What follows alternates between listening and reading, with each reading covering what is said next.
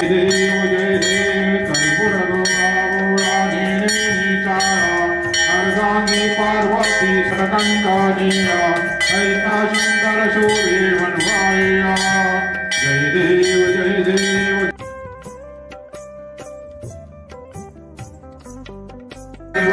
सुंदर मदनारी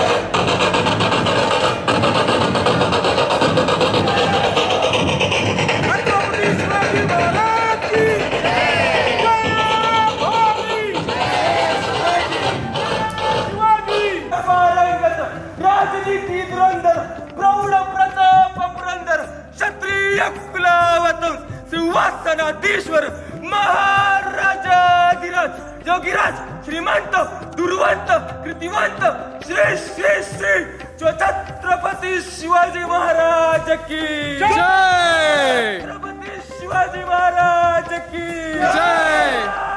भवानी जय शिवाजी शिवाजी जय भवानी शिवाजी पंचा विजय असो विजय असो जय शिवाजी पार्वती पते हर हर महादेव।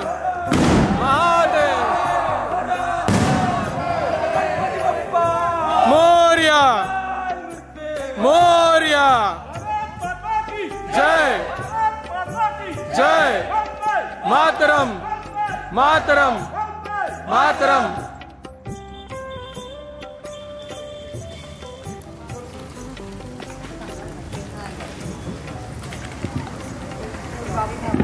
Bluetooth mode.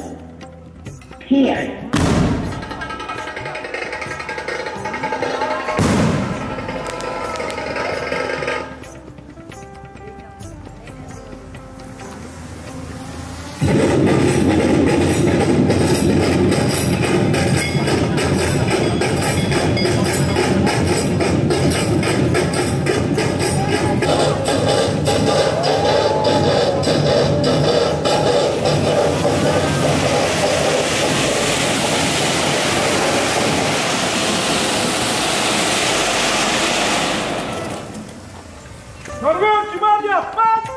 विजय असो।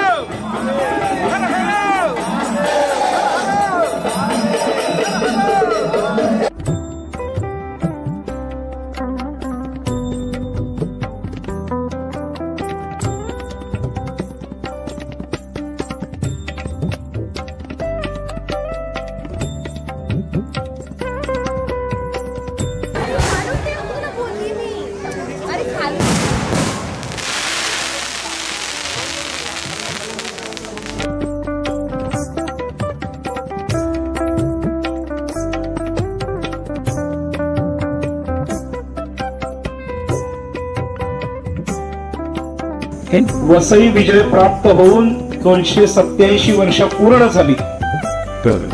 पहिल्याच वर्षी वसई विजय झाल्यानंतर वसई किल्ल्यामध्ये नागेश्वर महादेवाच्या स्थानामध्ये दीपोत्सव साजरा झाल्याचा उल्लेख आपल्याला ऐतिहासिक दस्तावेजांमध्ये प्राप्त होतो। 12 वर्षापूर्वीपर्यंत 5-10 पणत्या, 21 पणत्या, 51 पणत्या, 100 पणत्या अशा लावून दीपोत्सव साजरा होत होता। अव्याहतपणे स्वातंत्र्यपूर्व काळापासून चालत आलेला हा दीपोत्सव आहे। फक्त आपण गेल्या 12-15 वर्षांपासून या दीपोत्सवाला भव्य दिव्यता प्राप्त करून देण्याचा प्रयत्न केलेला आहे। हा काही नवीन उत्सव नाही, हा कोणत्या पक्षाचा उत्सव नाहीये, हा कोणत्या पार्टीचा उत्सव नाहीये, तर हा समस्त हिंदवी स्वराज्याच्या रयतेने साजरा केलेला दीपोत्सव आहे, हे आपण ध्यानात घेतलं पाहिजे. आजपासून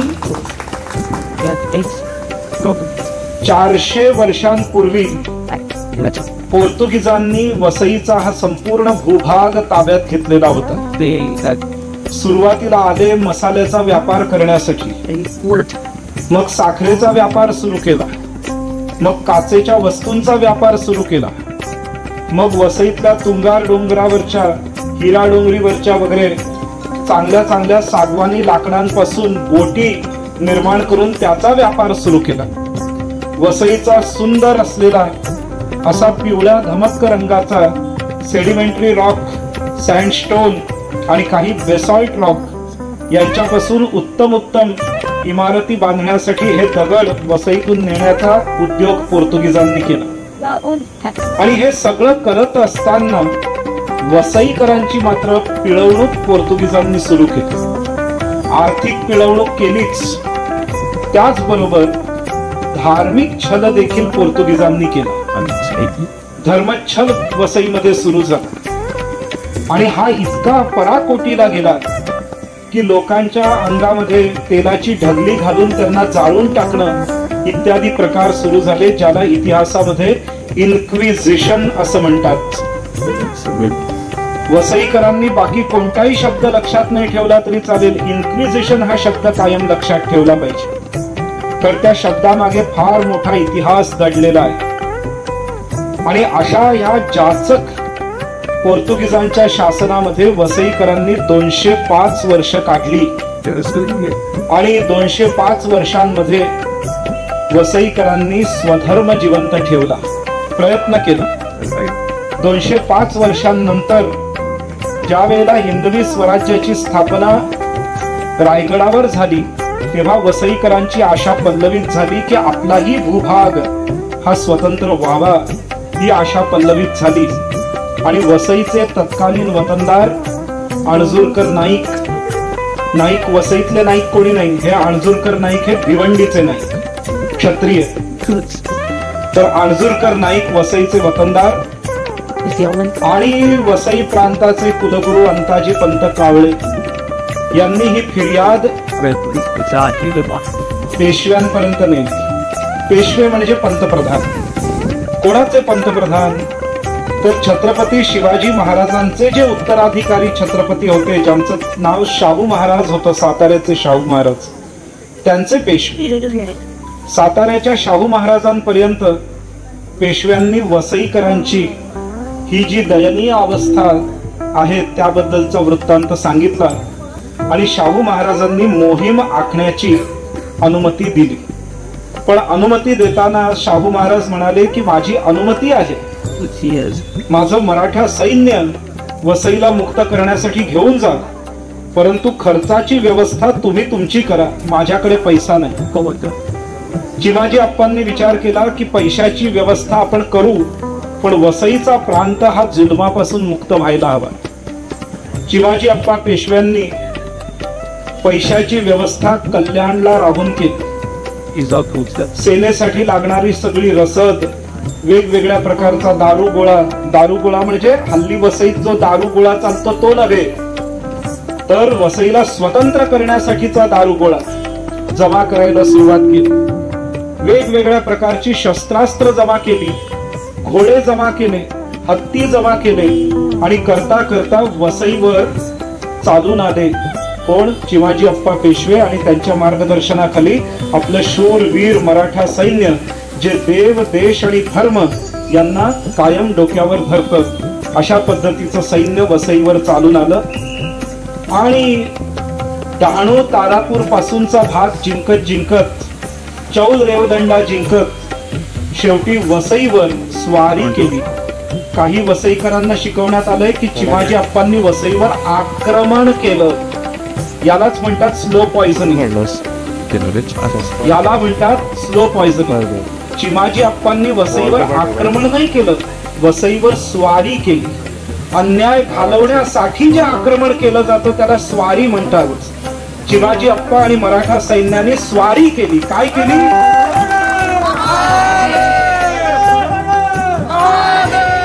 विजय असो, विजय असो. तर वसईवर मराठा सैन्याने स्वारी केली, 3 वर्ष वसई झुंजवली आणि शेवटचे 3 महिने फार निकरीचं युद्ध केलं.